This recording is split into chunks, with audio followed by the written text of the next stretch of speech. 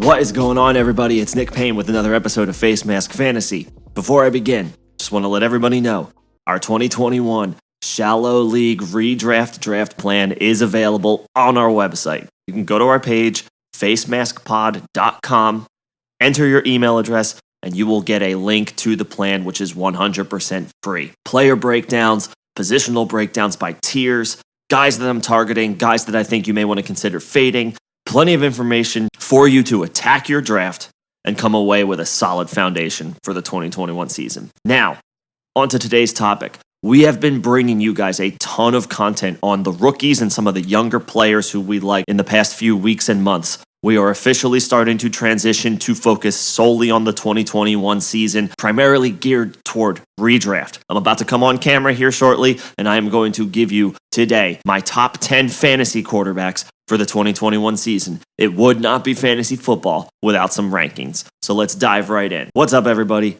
If you've made it this far, I appreciate it. About to go through my top 10 quarterbacks for fantasy. Number one, he's on the thumbnail. Maybe it was already obvious. Lamar Jackson is my favorite to finish as the overall QB1 for the second time in 3 years. You already know about the elite rushing upside. 1,000 yards rushing in each season as a starter.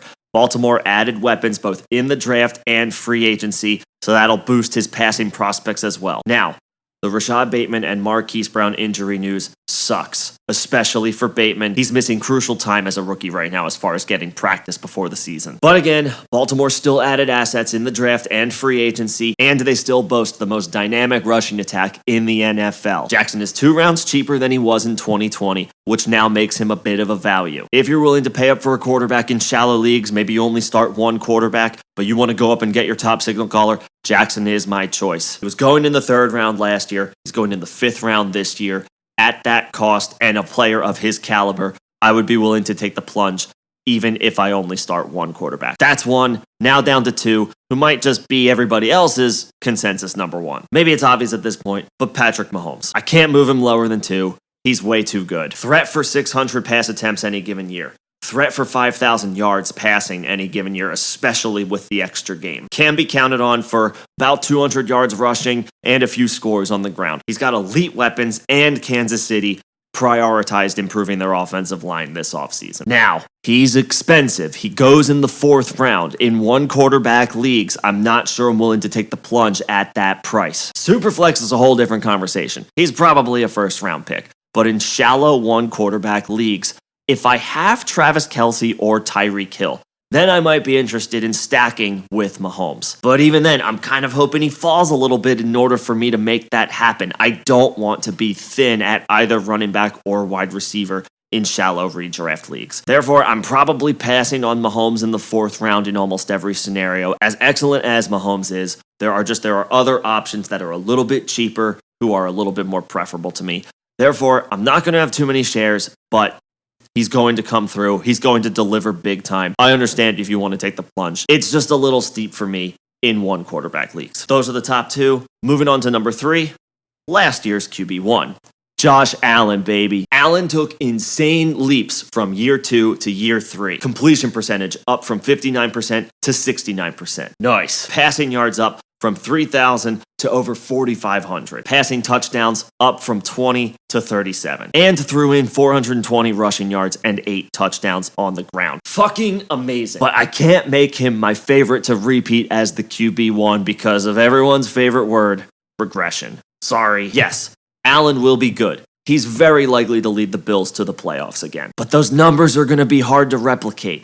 Can he total 45 touchdowns again? The extra game will help him get there. His rushing floor appears safe, no fewer than 8 rushing touchdowns in each of his 3 years as a starter, and the Bills should be top 10 again in passing attempts. All of these factors keep Josh Allen a high-end option at the position. And look, if he has similar numbers to 2021 that he did in 2020, he just might move above Patrick Mahomes as the consensus QB1 for years. But for now, going to keep him as my QB3. Moving right along. 2020's QB2 is my QB4. Remains an elite high-end option, Kyler Murray. Eclipsed 800 rushing yards, double-digit scores on the ground. That's amazing. Would have eclipsed 4,000 passing yards had it not been for a shoulder injury that hampered the second part of his season. Arizona added weapons both in the draft and in free agency, and there are a lot of question marks as far as I'm concerned around this backfield.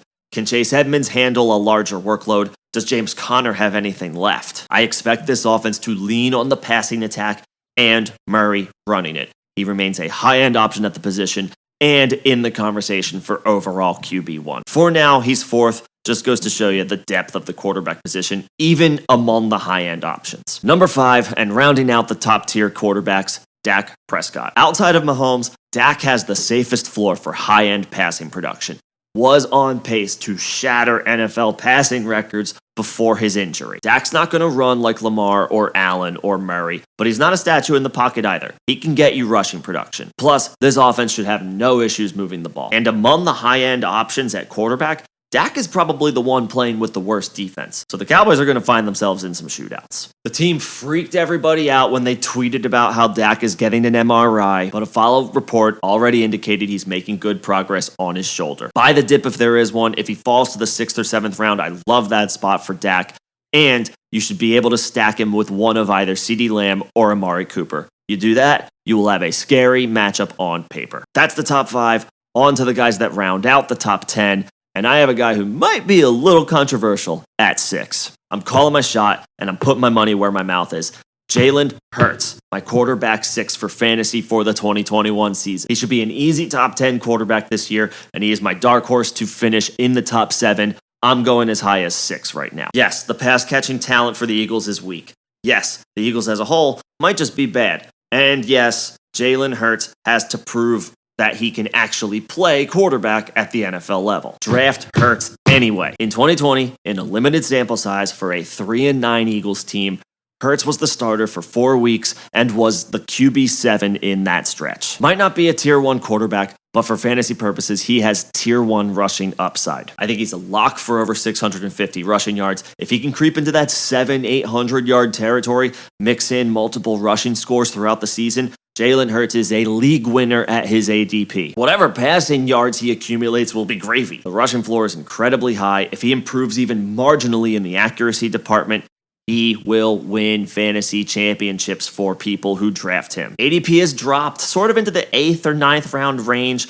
There have been rumors linking the Eagles to Deshaun Watson, and also Devontae Smith suffered a knee injury and is week to week, so a couple of news snippets that were working against Hurts. If his ADP is going to tumble even further, I'm even more interested. Of course, his trajectory changes if he's not going to be the starter for the Eagles, but in a worst-case scenario for Hurts, say he gets traded to Houston, he's still going to be the starter. His ADP may plummet again. He will still run, and he'll still have a number 1 wide receiver in a guy like Brandon Cooks. Hurts is one of the best quarterback targets for 2021, and I fully expect him to pay dividends at his ADP. Bye. Number 7, the guy with 7 rings. Yes, 44-year-old Tom Brady. There's not much more to be said about this guy. He's like a fine wine. He's the best to ever do it. I'm not worried about how old he is. All I know is Brady now has a year under his belt in Bruce Arians' offense, and this is the deepest collection of talent at wide receiver that Brady has ever had. No, Brady doesn't run, so you would be missing out on someone who can provide that often crucial rushing production at the quarterback position. But Brady's going to come through with elite passing yardage totals. He has excellent weapons to play with and is playing behind one of the best offensive lines in the league. If Brady falls into the end zone a couple of times here and there and boosts his floor, he's going to be rock solid all season long, a reliable, dependable quarterback that you can have somewhere around 90 picks into the draft. It's a good value. Not to mention, he's pretty easy to stack with his wide receivers. Get either Mike Evans or Chris Godwin, and you can get Antonio Brown as well. You'll have a pretty deadly stack. Coming in at number 8, and I might get grilled for this one, Aaron Rodgers. I know what you're all thinking. Aaron Rodgers at 8, this guy's a fucking idiot. Which could be partially correct. Look, if you have Rodgers higher at 8 and you don't want to hear my reasoning, that's fine. Totally up to you. Rodgers was last year's MVP. Can't take anything away from him. He had a stellar season. But even by Rodgers' crazy standards, 2020 was a bit of an outlier for him. His 48 passing scores are the most he's ever thrown. And he's only thrown 40 or more passing touchdowns 3 times. Actually, in multiple categories in 2020, Rodgers was statistically better than he's ever been. Now, to be fair, he's one of the best to ever do it. So crazy good statistical seasons are not so crazy. But just based on recent history, we cannot expect Rodgers to duplicate his 2020 numbers. It's really difficult to follow up one of your career seasons with another career season. even someone as good as Rodgers. He's still a safe QB1 for fantasy, even in one quarterback leagues, but I think he's going to be a little bit more of a low-end QB1. Price has gone back up since it's confirmed that he's going to play in Green Bay for one more year, and now I'm just not willing to pay the price for what I expect to be a good season, but not a high-end QB1 for fantasy purposes season again. Wrapping up here, let's bring it home strong with the final two. Number 9.